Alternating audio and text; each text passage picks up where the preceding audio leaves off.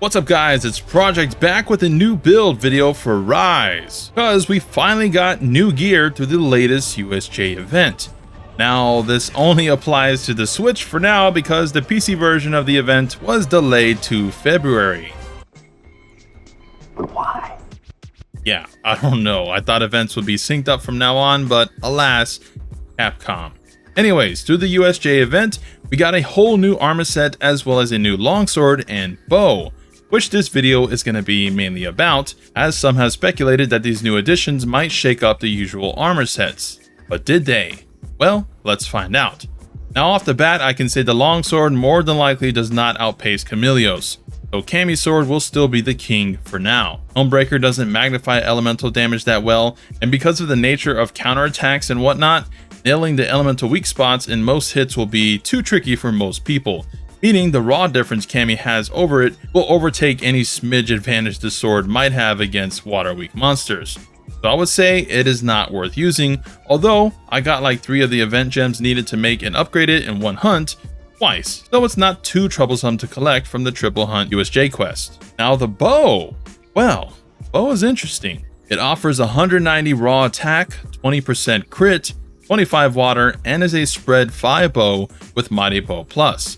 Not only that, but it has access to most arrow types. Ramp ups, it has affinity 10%, water plus 10, and anti-aerial. Since there's not many monsters weak to water that fly, the affinity or water ramp up are the better picks, with water being the best against certain matchups where you can proc weakness exploit often. Now before we begin, make sure to have a fighter cat with rousing roar, power drum, and go fight win skills. These are all buffs you want, and well, this goes for pretty much every build and weapon. For Doggo, Umbrella with heavy strike scroll with knockout king skill will be the go-to, since bow can inflict KO damage with exhaust and power shots, and the dog will help speed that up. For food, eat for booster, marksman, and fighter. All give damage or less stamina consumption. Now for the build. The USJ chest and waist armor are good, but not for the normal, legit builds today. At least with my charm I have, as you see here. This is on the Switch. With PC cheated God charm factored into the equation though, there are some setups with these armors I'll show later on. But the classic armor setup ended up being the stronger version that I tested, since it had space for attack level 2, which beats out water 4 to 5. For bow builds, Constitution is essential at 3 or higher, Damn Surge should be a minimum 2, Reload Speed, level 2 allows you to switch ammos on the fly without the animation, and Bow Charge Plus is forever the best helm for 99% of the bow builds, as it gives you an extra charge level. Hopefully that changes in Sunbreak. We really need this as a skill so we can get rid of this damn helmet. I tested against Teostra in the back, and the version I just showed you had a range of 54 to 58 and 56 to 61 with Might Seed, Booster Food Effect, Herculean Draw, and Demon Powder, and one of those attack up butterflies in the area I believe. Whereas the water focused one, which also had crit element level 1, only scored around 52 to 57 damage ticks, which had the butterfly as well. So optimally, if you have a Cons 3 3/2 slot charm, the former build is the go-to. If you don't have that charm, then this build is the one you'd use with just a basic 3/2 slot charm.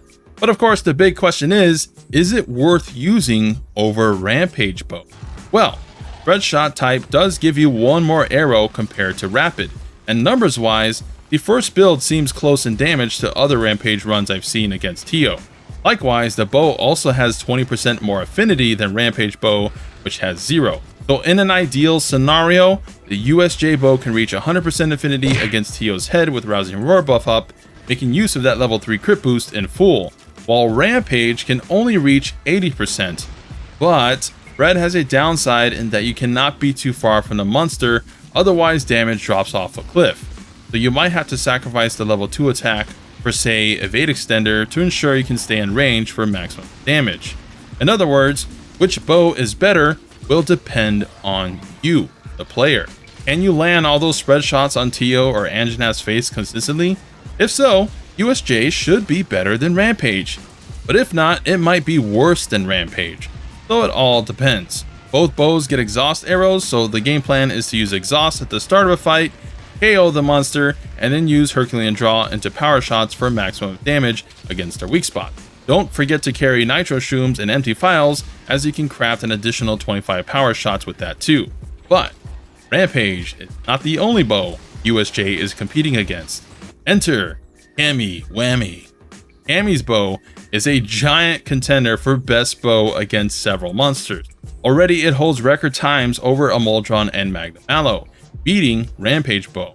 And from my comparison against Magnum Mallow at least, it seems Cammy is indeed better than USJ due to the weak spots. Cammy with Peak did over 61 damage on its highest hits, while USJ did at best 54. However, Magnum Mallow doesn't have that many 45 wick hit zones for shot type damage. Meaning, say against Mag's face, your weakness exploit will not even proc, leaving you at 0 crit, whereas USJ will at least have 20% or 30% if you choose the affinity ramp up. So that is something very important when comparing these two.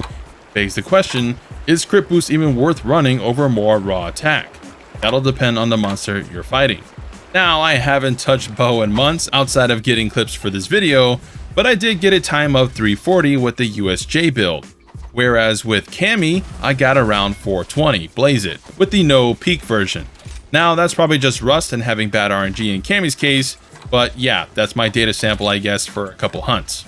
Overall, USJ bow is pretty competitive, but since Cammy is elementless, it means you can use it against any monster, so I would prioritize making that build first, especially since it's the best build in Rampages 2 when the counter signal is up due to the 5 arrow hits. Now with PC comes cheating.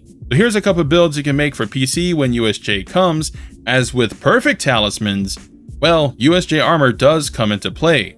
With PC mods, you're gonna be able to create legit charms to use that make that possible. Here are some of those legit charm combos that I use for the following builds.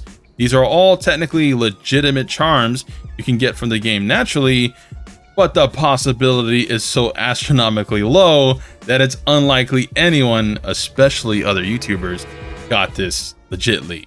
So just keep that in mind when you see videos. It is what it is.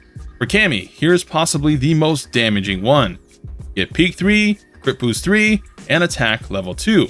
It even comes with a little Stamina Thief. Nice. Or, if you find crits inconsistent, you can go with this Attack Level 6 version with Peak, dropping Crit Boost. Hopping back to USJ bow, this one gives you Max Water, 1 Evade Extender, and Max Surge. Prepare to die, Teostra, Anjanath, and Toby. And, lastly, for normal Rampage bow, say Thunder, here's an example build of the best possible setup. Well, the crit boost and exploit are up to you, depending on the monster's weak spot. If it's not a 45 hit zone, those skills are useless for bow. But yeah, this is how I make builds in case you're not aware, and then I test them in-game to see which does more damage, which I can't do now because USJ is not out on PC, and I don't have any modded talismans yet. But I'll leave a link to the armor searcher in the description below if you guys need that. You can make your own builds and tinker depending on your talismans. And yeah, that's basically bow updated. As said, nothing should change for longsword, so my 3.0 build video should remain true unless you use modded charms to perfect it even more. If you liked the video though, give it a like. Dual blade builds will probably be next, as I haven't touched dual blades at all. Although Pokemon Legends of Arceus is out next week, which I am going to stream, so I'm not sure when I'll get to dual blades if I can't do it before then. But just a heads up on what's coming next. Either way, do you guys like the new USJ armor design? The weapons? Do you think modded charms are okay? Let me know in the comments and subscribe for more Rise epicness. Holy shit!